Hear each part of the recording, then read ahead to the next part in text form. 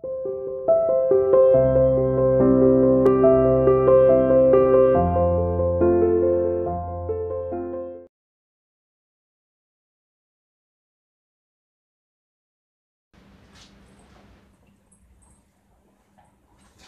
Students, welcome to CR international school online classes.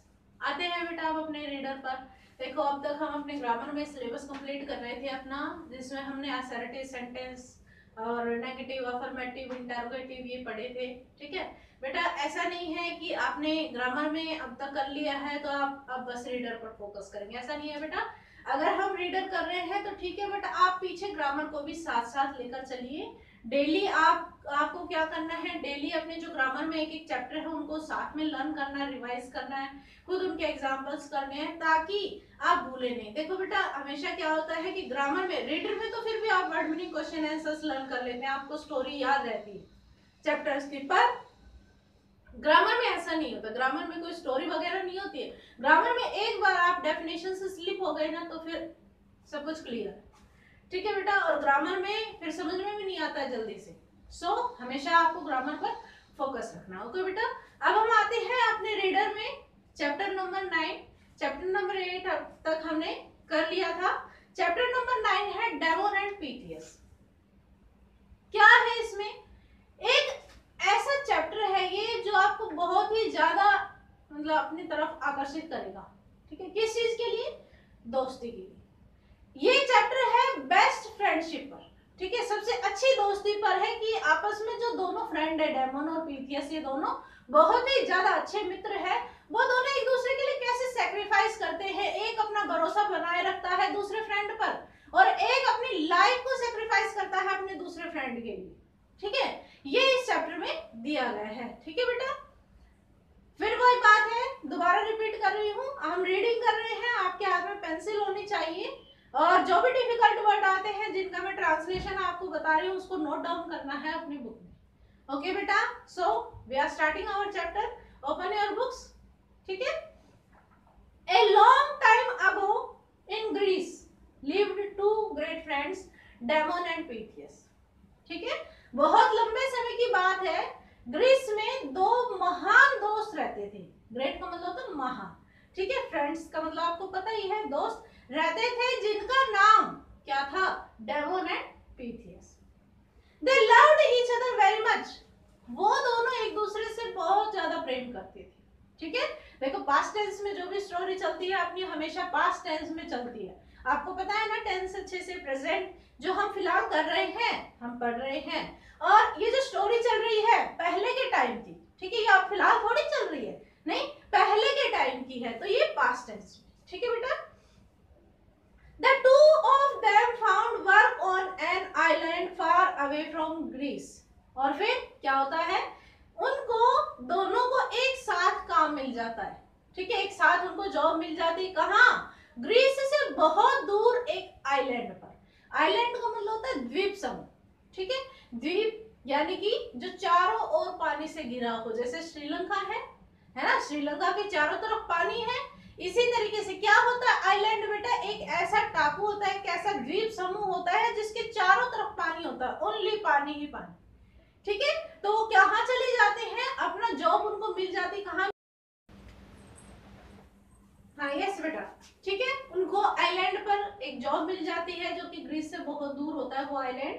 The island was ruled by a wicked king named Dionysius. ठीक है, wicked का मतलब होता है बहुत ही क्रूर, जो कि बहुत ही यूनिक कहते थे, बहुत ही ज्यादा, जैसे कि हिटलर था। ठीक है, यानी कि तानाशाह, जो कि हमेशा क्या करता था, अपनी जनता पर, अपनी प्रजा पर बहुत ही ज्यादा वो करता रहता था, यानी उनको बहुत ही ज्यादा नुकसान पहुंचाता रहता था। ठीक है, चोट पहुंचाता रहता था। द आइलैंड वाज रूल्ड, ठीक है, उस द्वीप समूह पर शासन था, किसका, यानी कि उस पर शासन कर रहा था एक बहुत ही क्रूर राजा जिसका नाम क्या है, डियोनिसिस। क्या नाम है उसका, डियोनिसिस। ठीक है, उस आइलैंड का जो राजा था उसका नाम क्या था, डियोनिसिस। और वो कैसा था, बहुत ही ज्यादा विक्ड, यानी कि बहुत ही ज्यादा क्रूर, बहुत ही ज्यादा तानाशाह शासक था। वन मॉर्निंग, एक सुबह क्या होता है, Pittheus was walking near the streets of the palace. उस महल के चारों तरफ जो गलियां बनी हुई थी उन पर वो क्या कर रहा था, पीथियस चल रहा था। ठीक है, यानी उस महल के पास की जो गलियां थी उनके पास पीथियस चल रहा था। He did not know that people of the island removed their shoes when they reached the streets near the palace. देखो कितनी अजीब बात है, इतना ज्यादा सख्त कानून बनाया हुआ था उसने, पीथियस को इस बात का नहीं पता था, किस बात का नहीं पता था कि वहां के जो लोग हैं वो अपनी चप्पलें निकाल देते थे, अपने जूते निकाल देते थे। कब? जब उस महल के पास की गलियों से गुजरते थे।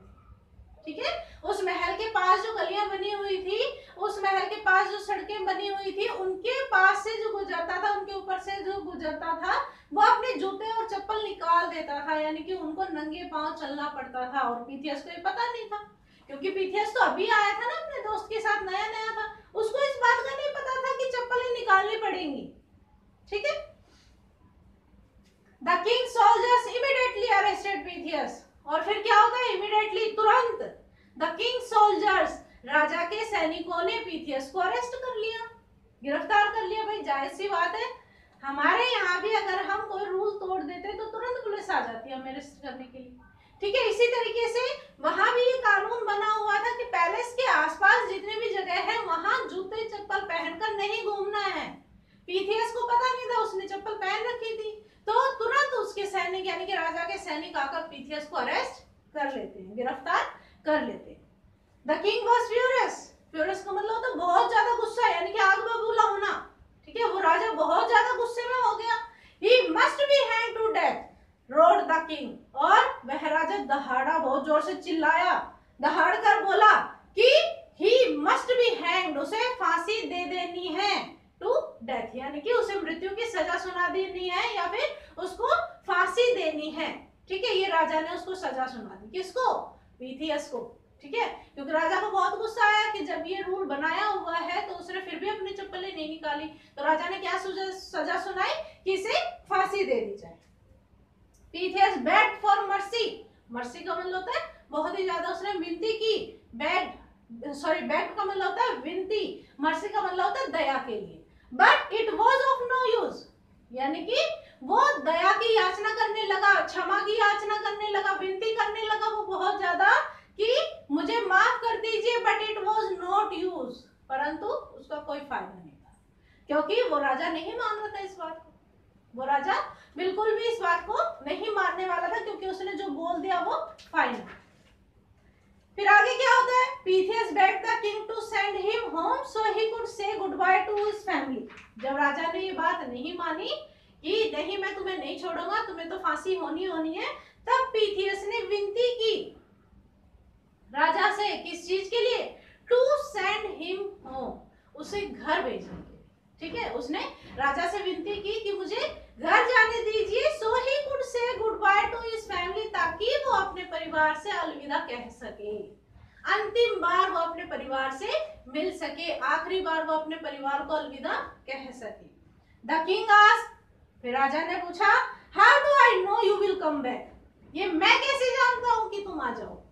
ठीक है, यानी कि अगर कोई किसी को अरेस्ट कर ले और वो यूं बोले कि मैं अभी घर जाके आता हूँ, क्या आप विश्वास कर लेंगे उस पर? नहीं, कोई भी नहीं कर सकता, सभी बोलेंगे हमें क्या पता तुम आओगे भी या नहीं। तो राजा ने भी यही क्वेश्चन पूछा। डेमन इमीडिएटली सेड, तभी डेमन यानी कि पीथियस का जो दोस्त था वो तुरंत बोला, I will stay in prison in place of my friend until he comes back. देखो कितनी अच्छी बात बोली उसने, तुरंत बीच में क्या बोला, I will stay in prison, मैं जेल में रहूंगा। प्रिजन का मतलब होता है जेल, in place of my friend, मेरे दोस्त की जगह पर मैं उस जेल में रहूंगा, अंटिल ही कम्स बैक, जब तक वो नहीं आ जाता।